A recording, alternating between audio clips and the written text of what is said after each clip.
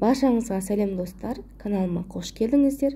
Бүгін сіздермен майонезсіз оңай жасалатын, кез келген дастарханыңызды ашатын, абыроймен атқарып беретін, дастарханға ұялмай қоятын салат жасайтын боламыз. Рецептіні міндетті түрде соңына дейін қарап, каналға тіркеліп қоюды ұмытпаңыздар.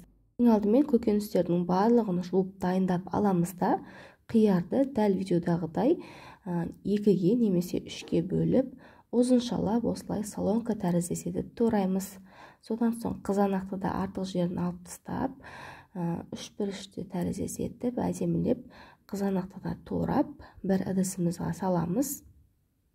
Содан соң болгар бұрышында кішкене майдалап, ұсақтап турап саламыз. Егер сіздерде цветофор болгар бұрышы болса, соны қоссаңыздар да болады, қызыл, сары деген секілді.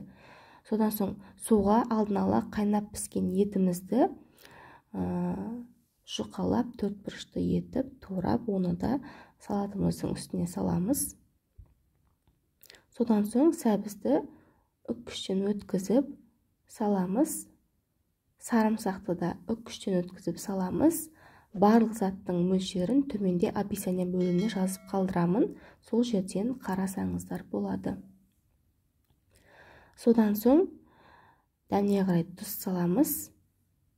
Және де сәбіз салатына арналған дәмдеуіш, кориандр, қызыл ашты бұрыш және 2 ас қасық соя тұздығын қостым.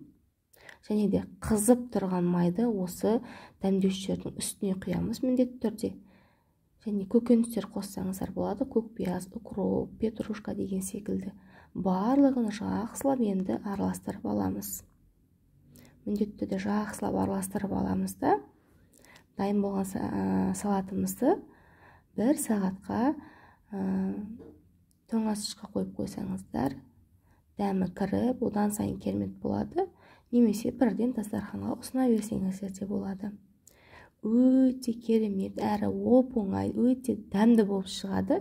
Тәрелкеге салғаннан соң бетіне күнжіт сеуіп әсемдесеңіздер де болады. Менде үйде күнжіт болмағаннан соң осылай қалдырдым. Ас болсын достар, міндетті түрде жасап көріңіздер. Өте дәмді, қонақтардың алдына ұялмай қоятын салат. Рецепті ұнаған болса каналға тіркеліп, лайк басып қойды ұмытпаңыздар.